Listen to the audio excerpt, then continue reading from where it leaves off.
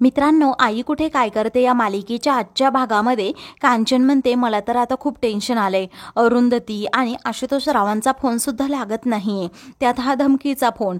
तेव्हा त्याचा आणि याचा काय संबंध असं आप्पा तिला विचारतात. तेव्हा कांचन म्हणते, अहो टेन्शन येतंय, बाकी काय. आज संजना म्हणते, हो येणारच आई, पण नका काळजी करू तुम्ही. तच अनघा तेथे येते आणि म्हणते, बरं मी इशूकडे जाऊन येऊ का, कारण तिथे कुणी नाहीये म्हटल्यावर तिला जमत नसेल काम करायला पटपट. तेव्हा आता ठीक आहे असं कांचन म्हणते. तर यश म्हणतो, तिने फुल राडा घातला असेल तिथे, तर आता तिला तिचं मॅनेज करू दे, तिचं लग्न झालं आहे, तिने पण काही गोष्टी शिकायला हव्यात असं आता अभि म्हणतो. कांचन म्हणते, अरे तुम्ही लहान होतात ना तेव्हा मी, अरुंधती आणि विमला तासनतास किचनमध्ये असायचो, तरी पसारा उरकत नव्हता. ही ईशाला मदत करण्यासाठी कुणीतरी हवंच ना. तर अभि आता अनघाजवळ येऊन उभा राहतो आणि म्हणतो, अनघाच्या गावी तर काका काकू सगळेजण असतात, त्यामुळे अनघाला स्वयंपाकातलं काही येत पण नव्हतं, पण इथे आल्यावर कशी शिकली. माझी बायको किती बेस्ट स्वयंपाक बनवते पाहिलं ना. तो अनघाचं खूप कौतुक करत असतो की माझी बायको खरंच खूप काम करते. ते पाहून संजना म्हणते, बापरे किती ते बायकोचं कौतुक. तर आता अभि आणि अनघा दोघेही लाजतात. तुमच्याकडून तुमच्या बाबांनी काहीतरी शिकलं असतं तर बरं झालं असतं असं संजना अनिरुद्धला टोमणा मारत म्हणते. तेव्हा अनिरुद्ध म्हणतो, आता तुझं काय कौतुक करायचंय. तर संजना म्हणते, हा बोललाच, तू शत्रुत्व ओढून घेतला आहे म्हणून तुझं कौतुक करू का असं अनिरुद्ध टोमणा मारत तिला म्हणतो. यश तो विषयच टाळतो. तर अनघा म्हणते, मी काय करू आता. तर आता तुझ्या आजीबरोबर बस तू काळजी करत डोकं खाजवत असं आप्पा तिला म्हणतात. तेव्हा ती म्हणते, तसं नाही हो आप्पा, मी काय खायला बनवू. तर संजना म्हणते, आज कुणीही काही बनवायचं नाहीये, कारण आज एक दिवस किचनला सुट्टी. तर आता काय मागवू आई तुम्हाला असं ती अगोदर कांचनला विचारते. तेव्हा कांचन म्हणते, असला आरबट सरबट आपण खात नसतो. तेव्हा संजना म्हणते, बरं ठीक आहे असं म्हणून ती सर्वांना विचारू लागते की तुम्हाला काय खायला ऑर्डर करू. तर कांचन म्हणते, अगं थांब, मला बिर्याणी खायची आहे, तेवढी कर ऑर्डर. तेव्हा सगळेजण तिच्यावर आता हसतात. तेव्हा आप्पा तिला गमतीनेच म्हणतात, तू ना मागच्या जन्मी डास असशील, लोकांना खूप त्रास देते तू, आणि आपल्या माणसांना तर जास्तच जास्त. तर कांचन म्हणते, गप्प बसा हो. दुसरीकडे अरुंधतीची गाडी ही एका झाडाला खूप जोरात धडकलेली असते. पूर्णपणे गाडीतून आता धूर येत असतो, त्यामुळे सर्वांना त्याचा त्रास होऊ लागतो. आशूच्या बाजूने दरवाजा लॉक झालेला असतो, त्यामुळे अरुंधतीला तो म्हणतो, अगं दार लॉक झालंय, काय करायचं. सोहम तर त्या धुरामुळे बेशुद्ध पडलेला असतो. तेव्हा आरोही जोरात ओरडते, मॅम हेल्प. तर आता अरुंधती पटकन दार उघडते. आशू ही त्याच बाजूने बाहेर येतो आणि पटकन सोहमला सगळेजण मिळून बाहेर काढतात.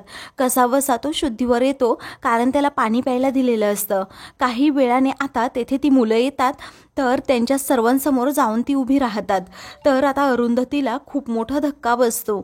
तर आरोही खूप घाबरलेली असते. त्या मुलांकडे सगळेजण खूप रागात पाहू लागतात. तर तुम्ही आम्हाला माफ केलत ना, ती मुलं आता अरुंधतीला विचारतात. तेव्हा अरुंधती म्हणते, माफ करण्यासारखं काही राहिलंय का. तर आता आरोही घाबरलेली असताना ती मुलं तिच्याकडे वाईट नजरेने पाहत असतात. हे आशूला समजलेलं असतं. आशू म्हणतो, तुमचं म्हणणं काय आहे ना ते बोला अगोदर. तर त्यातीलच एक मुलगा म्हणतो, आयुष्यात बापाची सुद्धा उधारी ठेवली नाही, तर तुमची कशी उधारी ठेवणार. आता तुम्ही तर खूप मोठे सेलिब्रिटी आहात हे आम्हाला समजलेलं आहे, आणि तुम्ही आम्हाला माफ पण केलं. तेव्हा अरुंधती म्हणते, हो केलं माफ, आता तुम्ही इथून निघा अगोदर. तेव्हा तो म्हणतो, असं कसं निघणार आम्ही, कारण आता बदला घेण्याची वेळ आली आहे. तेव्हा हे ऐकताच आता सर्वांना खूप मोठा धक्का बसतो. आरोहीच्या पायाखालची जमीनच सरकते. तर आता आरोहीने ज्या मुलाच्या कानाखाली दिलेली असते त्या मुलाचं नाव करण पाटील असतं. तो म्हणतो, मगाशी ह्या मुलीने माझ्या कानाखाली मारली ना, आता हा करण पाटील कुणाचीही उधारी ठेवत नाही, तुम्ही बघतच राहा. तर दुसरा मुलगा म्हणतो, ओ काका काकू, आणि ये तू सुद्धा, मगाशी जास्त शायनिंग मारत होतीस ना, आता तुमचा लास्टचा शेवटचा फोटो काढतो, मी तुमच्याबरोबर काय काय करतो ना ते पाहाच. आशूच्या तळपायाची आता आग मस्तकात गेलेली असते. तर तो मुलगा फोटोच काढत असतो. तर आता ती मुलं आता आशुतोषचे दोन्हीही हात पकडतात आणि त्याला खूप मारू लागतात. आशुतोष आता करणला लात घालतो आणि बाजूला पाडतो. नंतर तो कसाबसा उठतो. मग त्या दुसऱ्या मुलाकडून चाकू घेतो आणि आशुतोषच्या हातावर चाकूचा वार करतो. अरुंधती ते दृश्य पाहते, तिला खूप मोठा धक्काच बसतो. आता मागून एक मुलगा येतो आणि आशुतोषच्या मानेवर जोरात स्टंप घालतो, त्यामुळे त्याला जबर मार लागतो. अरुंधती खूप जोरात आशुतोष असं ओरडते. सोहम आणि आरोही हे दोघेही खूपच घाबरलेले असतात. त्या मुलाच्या हातातून स्टंप घेत अरुंधती आशूला आता मारण्यापासून वाचवण्याचा प्रयत्न करत असते. तेवढ्यातच तिच्या डोक्यात देखील ती काठी घातली जाते, तर अरुंधती देखील बेशुद्ध होते. आरू आणि आशू दोघेही बेशुद्ध झाल्यानंतर सोहम आणि आरोहीला काय करावं हे सुचत नाही. सोहम त्या मुलांना पुढे मारायला जातो, तर त्याला एका हातानेच खाली पाडतात, त्यामुळे तो देखील आता डोक्यावर पडतो आणि मग बेशुद्ध होतो. तर आरोही एकटीच तेथे थांबते. ती आता खूप रडत असते आणि सोहम सोहम मॅम सर असं ओरडत असते. मदतीसाठी सर्वांना आवाज देत असते, परंतु तेथे आता त्या जंगलामध्ये कुणीही नसतं. तर आता करण पुढे येतो आणि म्हणतो, मगाशी नुसता कॅज्युअल टच केला तर एवढा राडा केला का तू?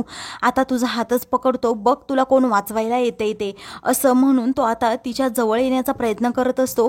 आरोही पूर्णपणे घामाघूम झालेली असते. त्या घाबरलेल्या अवस्थेतच मागे मागे जात असते, स्वतःचा बचाव करण्याचा प्रयत्न करत असते, परंतु चारही बाजूंनी आता त्या मुलांनी तिला घेरल्यामुळे सर्व रस्तेच बंद होतात. ती पूर्णपणे हादरून जाते.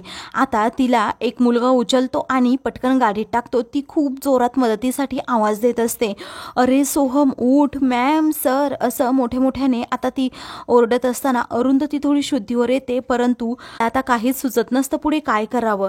दुसरीकडे यश हा ईशाकडे चाललेला असतो, तेव्हा अनिश रस्त्यातच त्याला भेटतो. यश तू कुठे चाललास असं अनिश विचारतो, तेव्हा यश म्हणतो, अरे तुझ्याच घरी चाललो.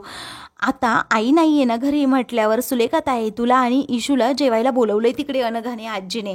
तो ठीक आहे असं म्हणतो, पण मला तुझ्याबरोबर खूप महत्त्वाचं बोलायचंय असं अनिश म्हणतो. तेव्हा यश म्हणतो, ईशाबद्दल का?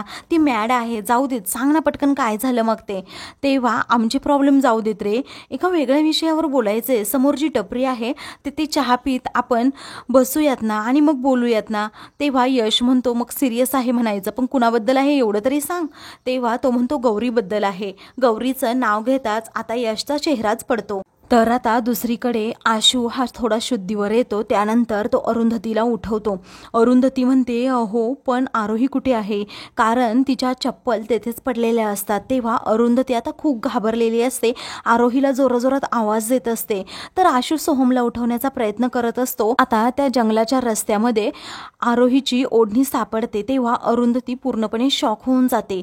ती आता तिकडे धावत जायला निघते. दुसरीकडे आता अनिश विचारतो, काय रे यश, तू गौरीचे फोन कॉल का उचलत नाहीये?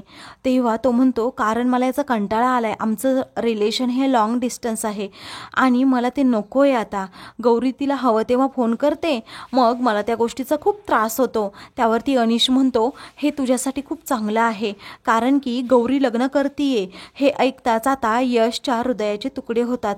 तो म्हणतो, काय गौरी लग्न करतीये?